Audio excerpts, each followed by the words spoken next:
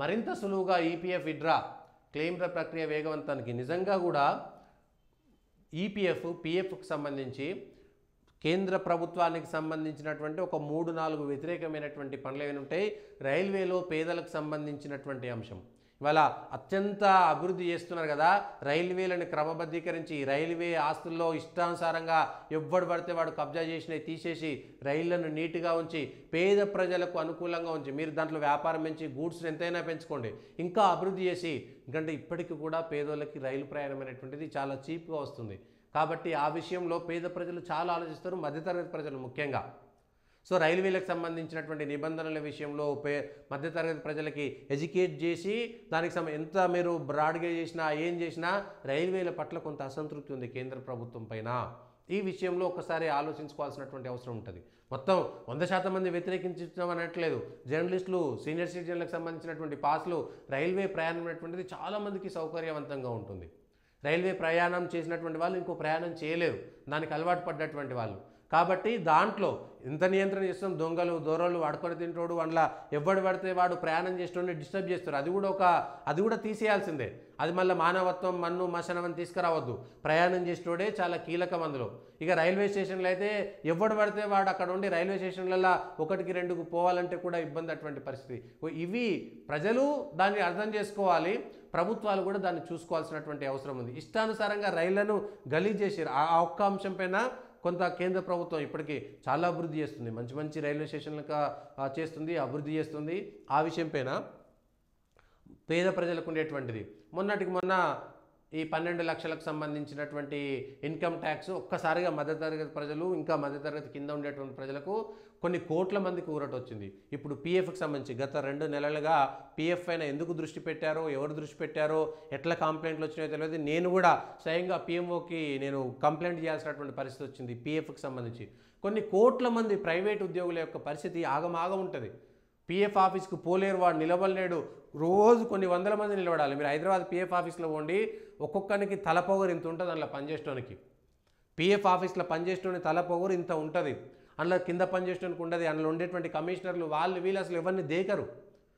అరే మేము ఇంత కష్టపడి ఉద్యోగం చేసుకుని మా పైసల విషయంలో ఎందుకు ఇంట్లో చేస్తున్నారు అనేటువంటి కోపం వస్తుంది. గతంలో కాంగ్రెస్ హయాంలో ఉందా లేదా పక్కన పెడితే దాన్ని క్రమబద్ధీకరించాలి, ఉద్యోగులకు అనుకూలంగా ఉండాలి. కానీ అక్కడ వ్యవస్థలకు సంబంధించి లేకపోతే ఉద్యోగ కల్పన చేసేటువంటి కంపెనీలకు అనుకూలంగా లేకపోతే అధికారులకు ఇష్టానుసారంగా వాడు 100 సార్లు తెప్పించుకుంటాడు ఒక పీఎఫ్.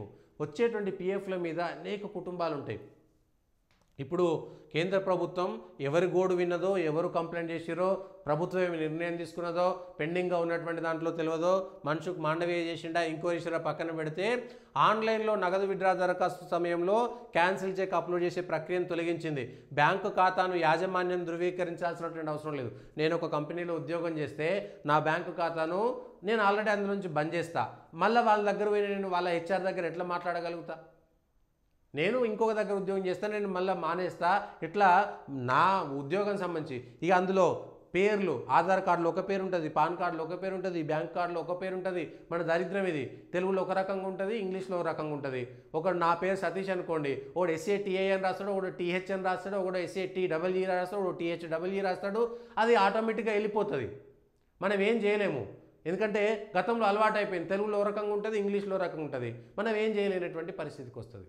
ఇగో నీ స్పెల్లింగ్ అందులో వేరే ఉంది, ఇందులో వేరే ఉంది కాబట్టి నువ్వు మనిషివి కాదంటాడు. వీడు వస్తాడిగా. ఇట్లాంటి చిన్నది తల్లిదండ్రుల పేరు ఓలు ఎవరిదో ఎందుకు, మా ఫాదర్దే. ఒక దాంట్లో వెంకటయ్య అని ఉంటుంది, ఒక దాంట్లో వెంకయ్య అని ఉంటుంది. కథం నేను దాంట్లో టీ లేదు, దీంట్లో టీ ఉంది కాబట్టి నేను PFE అంటాడు వీడు. కథం అంతే. ఇక నీకు ఏ తర్వాత డాట్ ఉంది, ఇందులో డాట్ లేదు, ఇందులో సుక్క ఉంది, ఇందులో సుక్క లేదంటాడు. అరే నాయన నేనేరా అంటే లేదు అట్టట్టు ఉంటుంది. అంటే ఇక మహిళలకైతే పెళ్ళైనాక ఒక ఆధార్ కార్డు ఉంటుంది, పెళ్లి కాకముందు ఒక ఆధార్ కార్డు ఉంటుంది, పెళ్ళైనాక ఒక రకమైన పేరు ఉంటుంది. వాడు ఏదో కారణం చేత ఈ మొదట పనిచేసినటువంటి బ్యాంకు ఖాతాను ఇంకొక సేమ్ బ్యాంకులో అయినా సరే ఇంకొక బ్రాంచ్కి ట్రాన్స్ఫర్ చేసినా ఇక వాడి పని అవుట్గా మీరు ఈ బ్రాంచ్లో లేరు కాబట్టి మీరు కాదనేస్తాడు. ఇట్లా అనేక మంది ఇబ్బంది పడతారు. ఆల్రెడీ ఎవడు క్లెయిమ్ చేయని వాళ్ళు అట్లే ఉన్నారు. అన్క్లెయిమ్డ్కి సంబంధించిన PFలే కొన్ని వేల లక్షల కోట్లు ఉన్నాయి, కొన్ని వేల కోట్లు ఉన్నాయి.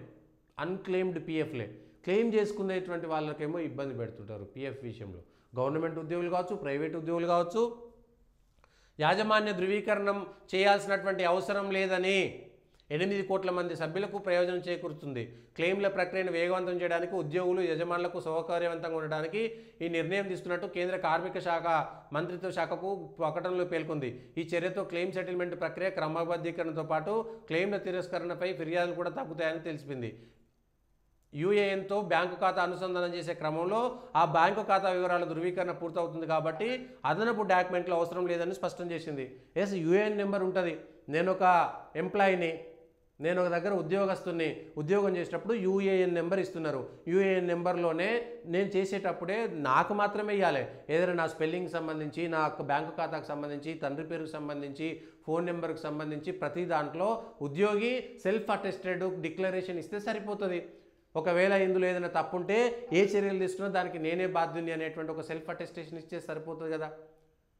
కోట్ల మంది, చిన్న చిన్నవి కాదు, కొన్ని కోట్ల మంది, 8 కోట్ల మంది నేరుగా ఉన్నారు. 8 కోట్ల కుటుంబాలకు అది 8 కోట్ల మంది కుటుంబానికి 4-5 వేసుకున్నా కూడా 8 4 ఉంటుంది. అలా 30-35 కోట్ల మందికి కుటుంబంలో ఉండేటువంటి 30-35 కోట్ల మందికి ఊరట ఉంటుంది.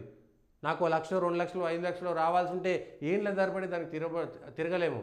కాబట్టి ఈ విషయంలో కేంద్ర కార్మిక మంత్రిత్వ శాఖకి ఖచ్చితంగా శుభాకాంక్షలు చెప్పాలి, ధన్యవాదాలు కూడా చెప్పాలి.